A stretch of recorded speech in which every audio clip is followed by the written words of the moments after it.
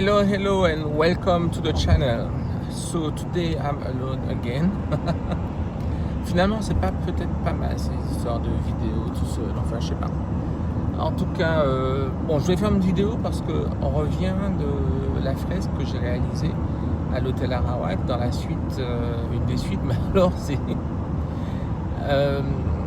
fou quand même.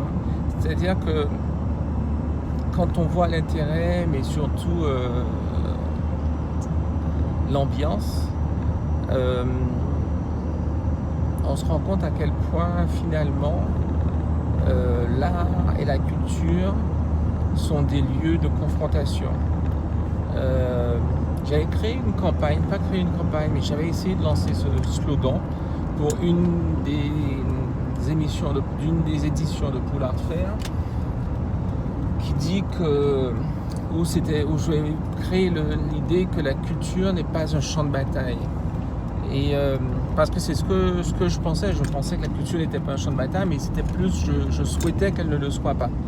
Et en réalité, je crois que je découvre tard, je crois que c'est ça, tard, qu'elle l'est, et qu'elle est de la connaissance de tout le monde sauf de moi, genre je dormais quoi. Et du coup, je regarde tout ça parce que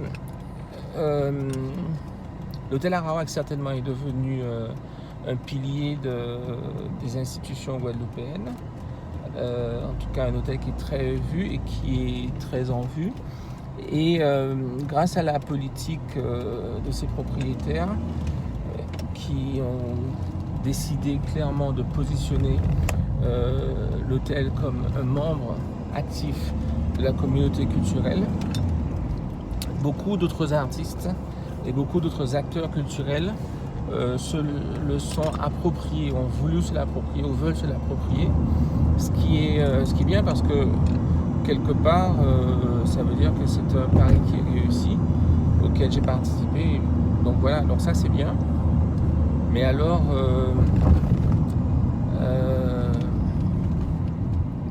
la culture c'est pas simple, et donc suite à cette fresque où ont été invités pas mal de gens, notamment des journalistes, mais aussi d'autres écrivains. Il y avait notamment, puis quelques autres personnes, il y avait le recteur, il y avait une représentante de BNP Paribas, il y avait une artiste de Martinique qui passait par là, à vrai dire. Il y avait qui encore? Elisabeth Gustave, qui s'occupe de son festival, et aussi qui fait partie de ces acteurs culturels qui se sont appropriés l'Arawak. Et il y avait Max Ripon, Ernest Pépin, Simone Schwarzbart, et naturellement Patrick Chamoiseau. Et après la fresque, alors bon, on a fait la fresque, moi je l'ai faite. Tout ce qui était bien, c'est que Patrick a tout à fait bien joué le jeu. Il n'a pas été trop impatient, donc ça c'était sympathique. Je lui ai demandé de signer avec moi la fresque, et ce qu'il a fait, il a essayé de faire bien en lettres capitales. Et donc c'est une des rares fresques qui, à la fin de laquelle il y a deux signatures, celle de l'écrivain qui fournit les textes et celle de l'artiste qui a créé l'œuvre artistique, l'œuvre picturale, si on veut. Et c'est all good et tout. Et alors, intéressant parce que donc du coup, pas mal de gens sont venus après. Alors si j'étais sensible, et c'est intéressant parce que si j'étais sensible, mais aussi peut-être que si j'étais pas sensible aussi, on pourrait dire tiens c'est marrant, tous ces gens qui sont venus après juste pour le déjeuner sont venus pour Chamoiseau et pas pour Thierry Allais ni pour sa fresque. Et en même temps on peut dire que c'était l'heure du déjeuner et que bon, les gens travaillent avant, à 10h, à 11h. Et puis aussi on peut dire que ça n'a pas tellement d'importance. parce que au bout du compte, comme dirait Barthélemy Togo que j'ai eu au téléphone hier, que ce qui compte c'est ce qu'on fait nous en tant qu'artistes. Et donc moi j'ai fait cette fresque, je sais pas, elle fait 10 mètres de long, enfin, très sympathique, 2 mètres 20 de haut, ou à peu près. Et donc après il y avait un dîner, les gars. Pas un dîner, un déjeuner, parce qu'on en revient là, je sais pas, 14-15 heures comme ça. Et à ce déjeuner, c'était super, parce que d'une part, mais parce qu'on avait Chamoiseau avec nous, et il avait déjà parlé, il avait déjà parlé ou dit quelque chose, fait un discours, j'aime pas le mot discours, enfin il a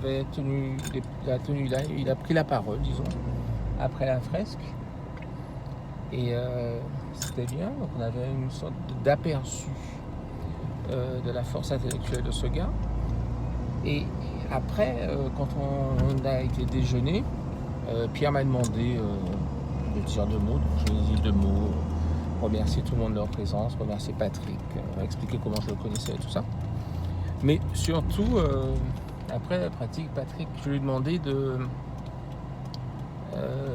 nous dire 2 mots bibliques, justement. Alors il a parlé, c'est très intéressant, de plein de choses, mais notamment de la position de ce qu'il appelle de la position et de l'opposition entre 2 statuts, celui de rebelle ou de positionnement, de rebelle ou de guerrier. Et donc ce qui dit, je suis en train de faire demi-tour là, je suis arrivé à un truc, je suis près de la Dars. Naturellement toutes les places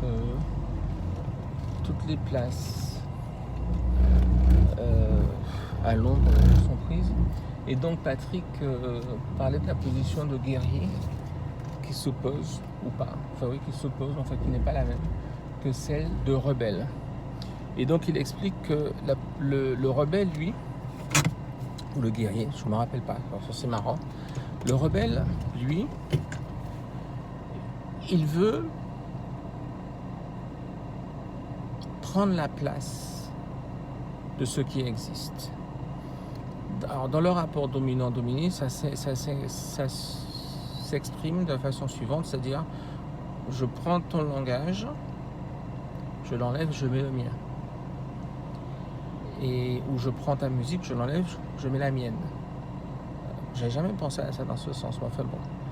Et donc moi, ça m'a fait penser au français et au créole, c'est-à-dire dans ce rapport dominant-dominé, pour renverser la domination, une façon de renverser la domination, ce serait de substituer les attributs de la culture dominante à ses propres attributs. C'est-à-dire, j'enlève le français, je mets le créole à la place. Le problème de ce comportement, c'est qu'il ne met pas en cause la structure même sociétale ou culturelle du monde autour de nous.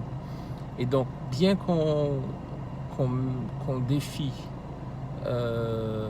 les éléments qui représentent cette culture, on va adopter la structure elle-même. Or, ce qu'il dit, c'est que le guerrier, lui, ce qu'il va faire, il va mener la guerre contre la structure même du dominant. Et quelque part, c'est un peu l'histoire de Balthazar Boudul-Jules dans Biblique des derniers gestes. Et naturellement, un peu comme je le présentais, la façon de dissocier les éléments structurels de la structure me rappelle la façon de différencier la narration de l'histoire de la structure de la narration. C'est la façon d'amener l'histoire. Et en ce sens, je trouve que ça se rapproche un peu de ma considération par rapport au créole. Je pense que effectivement, l'idée des créoles au créole est peut-être une idée qui va dans le sens de dire bon voilà, comment dire, d'accepter et de promouvoir l'idée de hiérarchie des langues et de reconnaître une hiérarchie des langues, c'est-à-dire que le français serait à une place supérieure et que pour s'émanciper, il nous faut accéder à cette place et par conséquent enlever le français et mettre le créole. Or, personnellement, je crois qu'effectivement que le français peut très bien exister où il est et le créole continue d'exister là où il est, lui, en tant qu'oralité. Patrick dit que c'est un peu ce que Édouard Glissant pensait. En même temps, il pense que sur le plan lexical, qu'il est important de pouvoir trouver des moyens de subsistance de la langue, quelle qu'elle soit, le français ou le créole. Mais il ne le dit pas, mais ce qu'il sous-entend, ou peut-être j'ai mal compris, mais je ne crois pas. Ce qu'il sous-entend, c'est que du coup, ça passerait par ce que j'ai compris. Je ne sais pas si c'est ce qu'il sous-entend, parce que je n'ai pas été jusque-là dans la réflexion, puisque Georges Bédan était là et que bon, c'est parti sur autre chose. C'est que du coup, on aurait besoin de cette écriture du créole pour protéger le créole, pour faire en sorte que le créole puisse subsister. Et il ajoute à ça qu'il faut faire une différence entre le monde politique et le monde artistique. C'est-à-dire que politiquement, il faut des structures, il faut des actions de protection pour aller vite du créole, mais qu'en même temps, il faut des actions de continuité de la langue créole, mais sur le plan artistique. Et donc lui, il sépare les deux. Moi, je pense qu'il faut aller un peu plus loin, c'est-à-dire effectivement protéger le créole, mais de trouver justement, et c'est ça qui est le challenge, et c'est peut-être là qu'on aura apporté quelque chose de nouveau au monde et à nous, de pouvoir continuer effectivement à protéger le créole, à faire en sorte qu'il se répande et qu'il continue à exister, à travers une certaine oralité. Faire en sorte que l'enseignement respecte l'oralité, que la protection du créole respecte l'oralité et qu'on essaye de trouver des nouveaux modes de protection et de transmission qui collent à l'oralité, puisque de toutes les façons on a déjà le français pour tout ce qui est l'écrit. Et je crois vraiment que ça ferait de nous une société plus riche que d'avoir les deux, à l'instar d'autres sociétés ou d'une société où le créole serait complètement écrit et par conséquent perdrait son oralité. Donc ça c'est une part, et puis après la question a été posée sur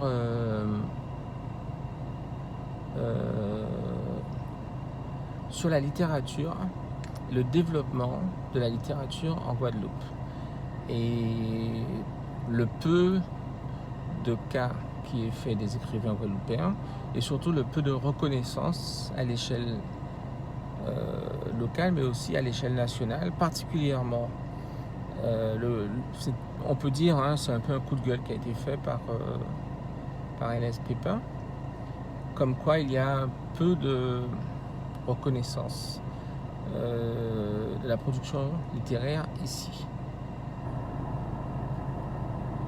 Peut-être, ou même oui, mais en même temps, et moi j'ai répondu à ça, en même temps, il y a un déficit d'écrivains en Guadeloupe.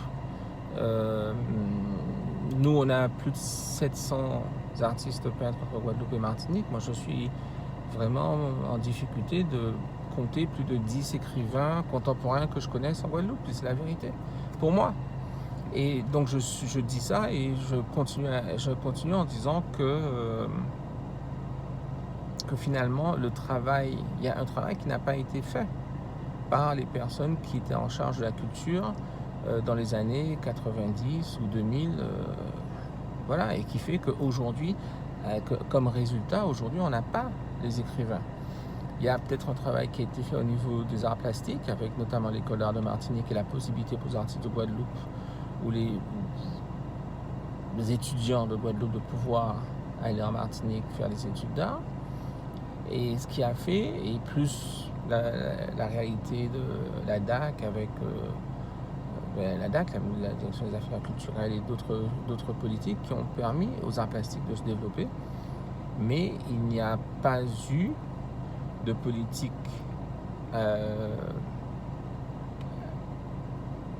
pas à dire qu'il n'y a pas eu de politique mais qu'on n'a rien fait, mais ce qui a été fait n'a pas porté ses fruits. Et aujourd'hui, on n'a pas d'écrivains.